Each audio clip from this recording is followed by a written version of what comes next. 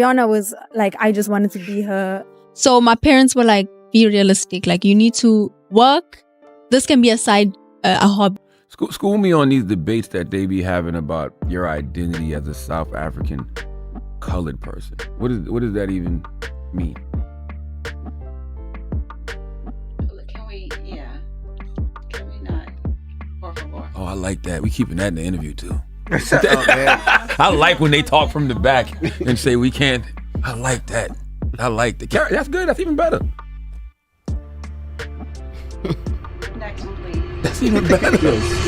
She had the whole world eating out of her hands. A viral smash, glossy magazine spreads, Grammy whispers in the air. In 2023, South African singer Tyla was crowned the next global pop princess, and her hit Water had the industry drowning in hype. But that tidal wave of success didn't last. Somewhere between back-to-back performances and those painfully awkward interviews, the tide started turning. Tyla's story shows what happens when authenticity crashes into global misunderstanding. One day the crowd is screaming your name, and the next, the same people are whispering about your downfall. According to the Billboard charts, Water was a straight-up global force. It hit #1 on the US Afrobeats chart and stormed into the Billboard Global 200's top 10. In the US alone, the single went triple platinum, a massive moment for any rising star, but especially for a new artist straight out of South Africa. This was Tyla's career-defining breakthrough, and the world was watching. In her Billboard interview, Tyla called the whole experience surreal. She spoke about how groundbreaking it was, a South African artist born and raised in Africa, making waves with an unapologetically African song and dance style. She proudly said she never had to compromise her sound, and she loved that her culture translated overseas. But here's the twist she didn't see coming. Her personality didn't translate the same way. The very charm that worked back home suddenly came off wrong in the US. Her commentary felt out of sync, her delivery got clipped and turned into memes, and interviews started going viral for all the wrong reasons. While her song was setting the world on fire, Tyla herself became a mystery that people didn't quite buy into anymore. The confident image she once wore like armor, it started cracking, and fast. Just months later, in December 2023, Tyla found herself smack in the middle of a firestorm. According to the BBC, one of her old TikToks resurfaced, and suddenly she wasn't just a rising star, she was a walking controversy.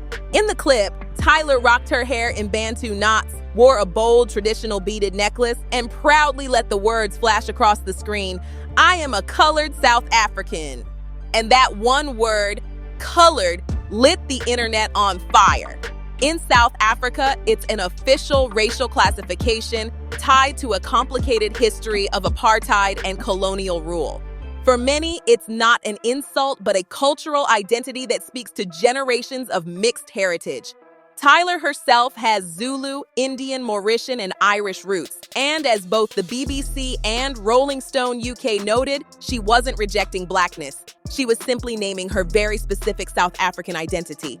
But that nuance, it didn't translate in the US. To Black Americans, the word colored is drenched in the pain of Jim Crow.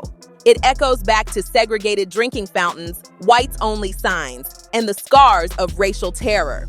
Psychologists even say that certain words can trigger generational trauma, and for many, that single word hit like a knife. Social media came for Tyla hard. Clips of her Bantu knots and proud declarations started circulating, but instead of applause, she got dragged across timelines. People accused her of trying to distance herself from blackness while still cashing in on black music, black braids, and black culture.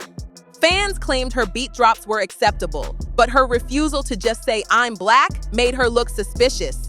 Meanwhile, South Africans were outraged at the outrage. They jumped online defending her, saying Americans were being ethnocentric, imposing their worldview without understanding hers. But perception is personal, and on the global stage, there are no cultural disclaimers. If you stay silent too long, the world will write its own narrative for you. And that's exactly what happened here. By April 2024, Tyla finally spoke up in an interview with Cosmopolitan, addressing the controversy that nearly drowned her career in global confusion. Tyler tried to spin the conversation in a positive way, saying she was actually glad people were talking about race and identity, reminding everyone that Africa is way more than just black and white. She even laid it out clearly. I grew up as a South African knowing myself as colored. I'm also mixed race. I'm also black. Cool. But the problem? Fans weren't looking for philosophy. They wanted something simple, clean, and easy to understand. And here's where it gets messy. Psychologists call it cognitive dissonance, that uncomfortable feeling when you can't make sense of something. Tyler's explanation didn't clear the confusion. It made it worse. Her identity started to look like a puzzle nobody asked to solve. And instead of ending the debate, she fanned the flames. To some, it sounded like she wanted to start a conversation. But to others, it came across as a flat-out cop-out. Then came the infamous June 2024 Breakfast Club interview. And this one sealed her fate. Charlemagne the God gave her a softball question, asking her straight up to explain the colored person fiasco. And Tyler just sat there, frozen, mouth shut, not saying a word, silence on the mic in front of millions. And of course, the clip went viral overnight. School me on these debates that they be having about your identity as a South African colored person. What does that even mean?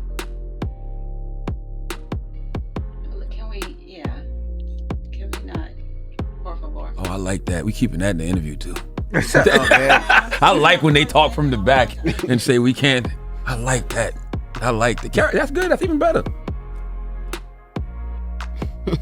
Next one, please. That's even better. You're stupid. Tyler tried to recover by posting on X, writing, "I never denied being black. Race is regional. In the US, I'm black. In South Africa, I'm colored. I'm both colored and a black woman." She added she never expected people to call her colored if they weren't comfortable with it. But instead of calming people down, it felt like she was doubling down. To many, that was the final straw. Fans didn't feel heard, they felt dismissed. And just when it seemed like things couldn't get any more dramatic, Tyler hit the stage at the 2024 MTV VMAs. She won the award for Best Afrobeat Song for Water. It should have been her shining moment, right?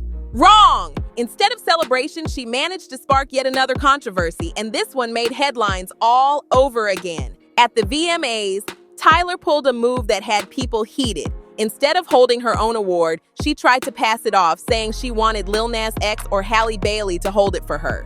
Fans were instantly outraged, questioning who Tyler thought she was, acting too good to hold her own trophy. So everyone is talking about the singer Tyla and the singer Halle and what happened at the 2024 VMA. So Halle was one of the people who presented the award to Tyla. And apparently, if you look close, Tyla ignored Halle. Halle was just trying to tell Tyla to get closer to the mic, and Tyla ignored her until Halle decided to walk away. Now Tyla is trending for having an attitude, and people think she's entitled and she's above it all. She even complained that the award was too heavy and that she needed someone to hold it. And that's when Lil Nas took it.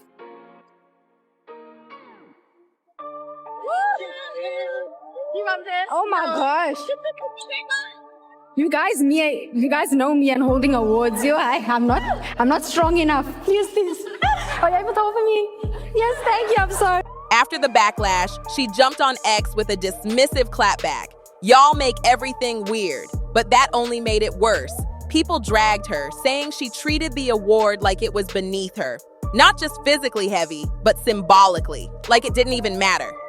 Nearly a year later, Tyler doubled back in British Vogue, insisting Lil Nas X was her friend, and she only asked for help because the award was very heavy.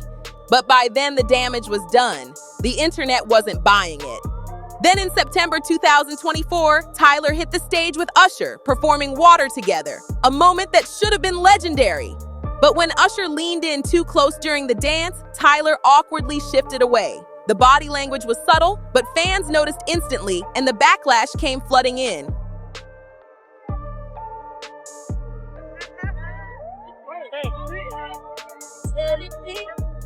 People called her disrespectful and claimed she didn't understand the assignment. Dancing with Usher wasn't just choreography, it was a co-sign from a legend, and Tyler's chilly reaction made it look like she didn't care. That's when whispers turned into a theory. Is Tyler an industry plant? The question started floating through group chats, TikToks, and timelines everywhere. And when you really look at it, she checks every single box of what labels love to manufacture. Flawless visuals, trend-chasing sounds, big label money, and a brand polished within an inch of its life.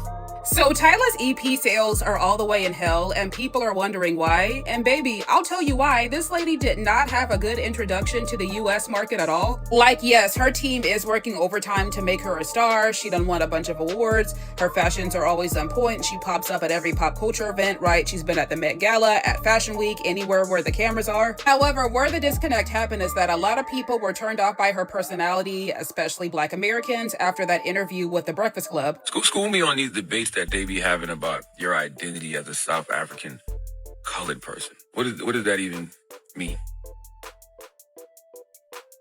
Can we not? Por favor. Oh, I like that. We keeping that in the interview too. Acting like she was too good to answer that question was such a bad move, especially since she was on a Black platform, a Black radio show, talking to her predominantly Black audience and refused to answer a question about her ethnic racial identity. But peel back the shiny surface and it starts to feel less like a wild conspiracy and more like a carefully planned strategy. Tyla didn't claw her way up through South Africa's gritty live circuit, winning over fans one sweaty show at a time. She skipped that grind completely. Instead, she was introduced to the world fully packaged. Slick production, perfect lighting, and instant global distribution. No slow burn rise, just a sudden explosion. And people are starting to wonder if that was by design. Rather than coming out with a story post later, she literally could have said, I know the term colored is controversial here, but that is what I'm considered in South Africa. In American lingo, I would be either mixed or Black. And by not doing that, this rubbed a lot of African Americans the wrong way, with some even saying that Tyla was trying to deny her Blackness, even though she wanted the Black dollars. And then her personality don't be doing it for folks either, because people are still not over how she tried to get Halle Bailey to hold her award. And then there was the time she wore a Britney Spears coded outfit to her Coachella set, but then said that there was no inspiration, which led to this heated exchange between Tyla and a fan. Yeah, Tyla was trying to channel those early Twitter days snarky Rihanna energy, but instead she just comes off as rude here. Her South African fan base also made her unlikable because they were antagonizing African Americans and made it seem like Tyla didn't need our support, and you see where that got her. From the very beginning, Tyla's rise felt suspiciously polished, like everything was pre-packaged and ready to go. Water didn't crawl its way up like most breakout hits. It exploded out of nowhere, pushed by viral TikTok dances and aggressive playlist placements. Sure, the song had every marker of a smash, but it didn't carry the gritty backstory fans usually love. No basement shows, no mixtape hustle, no years of grinding on the underground scene, just a gorgeous new face with a catchy tune and the full muscle of a major label machine behind her. And the numbers didn't quite match the hype. Her debut album only managed 24,000 first-week sales, a modest figure. Yet the industry still greenlit her tour. 2 weeks before the European leg was set to launch, it was suddenly postponed and the entire North American run was canceled, officially blamed on an injury Tyla was dealing with. But fans were quick to question if weak ticket sales were the real reason. Then came the rollout, and it was almost too perfect. Tyla's visuals were pristine, her styling on point, her music videos shot like big-budget Hollywood productions, and her brand partnerships lined up like a veteran in her third album cycle. Everything felt calculated, strategic, and way too polished for a newcomer still proving herself. And let's not forget the labels being slapped on her. She's constantly called a global sensation, a term usually reserved for icons like Beyoncé, not for someone still struggling to build a foundation.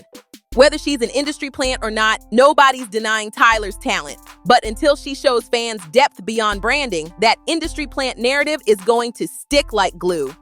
Then July 2025 brought fresh drama. Tyla found herself dragged into the courtroom when two producers sued her over royalties and credits for Water. They claimed they were cut out of what they were owed: money and recognition, and said the shady situation wrecked not only their income, but also their reputations. And just like that, Tyla's biggest hit became the center of a legal battle. As of right now, that messy lawsuit is still hanging over Tyla's head, unresolved and keeping her name tied up in drama.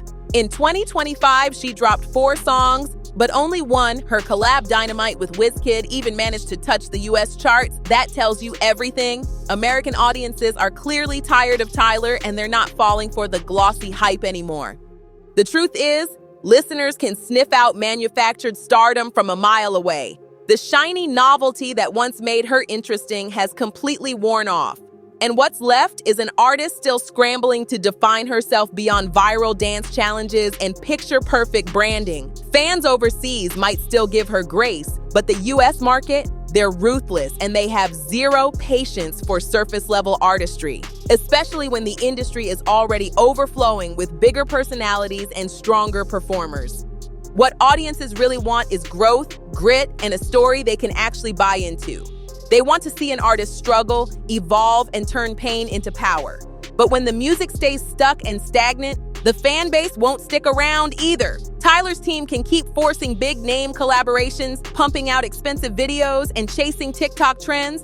But without real substance backing the strategy, it all crumbles fast. The machine can only push so long before the audience pushes back.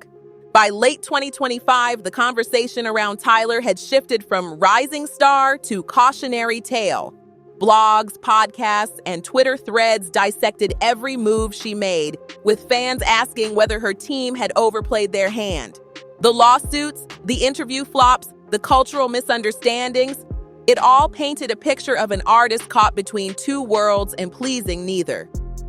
What made things worse was the silence coming from Tyler herself. Outside of the occasional clapback post, she rarely addressed the criticism head-on, which only fueled the perception that she was detached from her own narrative. Behind the scenes, industry insiders started whispering about cracks in her label's confidence. Rumors swirled that executives were frustrated with the lukewarm US reception and questioning the money being poured into her rollout. Sponsorship deals that once seemed eager to attach themselves to her brand began stalling, and a few even quietly backed out. One A&R even hinted that her team was scrambling to rebrand her image before the damage became permanent. Meanwhile, her live performances became a hot topic on TikTok. Clips from recent shows revealed a lack of energy, stiff choreography, and vocals that didn't match the pristine sound of her recordings. Fans who had shelled out cash for tickets complained online, saying she wasn't delivering the star power her marketing promised. And in the digital age, one bad performance can go viral faster than any hit single. To make matters worse, Tyler's attempts to engage with US Black culture came across as awkward at best. Features with hip-hop artists felt forced, and her sudden shifts in style, from Afrobeats to R&B to pop rap, left fans confused about who she really was as an artist. The same internet that once boosted her to superstardom was now dragging her for identity hopping and chasing trends. By now, the industry plant narrative wasn't just a conspiracy theory. It had become the shorthand for her career. And while some fans still defended her, insisting she just needed more time to grow, others argued that Tyler had been handed the world too soon and didn't know what to do with it. By the end of 2025, Tyler's career looked nothing like the fairy tale it started as.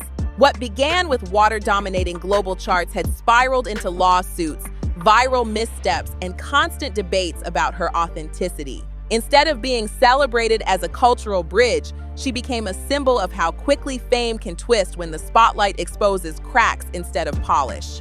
The conversations weren't about her music anymore. They were about whether she was manufactured, misunderstood, or simply not ready for the level of success thrown her way. Industry experts started questioning if Tyler could ever bounce back.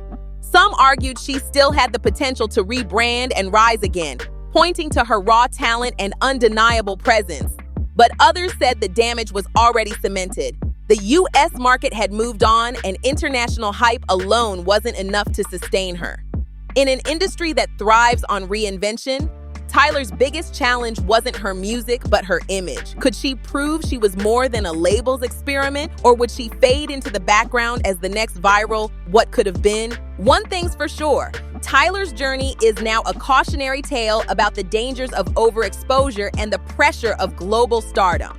Fans are left asking, will she rise from the ashes with a fresh start, or is this the slow-motion collapse of a star who peaked too soon? If you enjoyed this video, let us know down below, and thanks for watching Juicy Plug. Don't forget to like, share, and subscribe, and I'll see you on the next one. And hey, don't click away just yet. The next video popping up on your screen is packed with even more shocking celebrity drama you don't want to miss.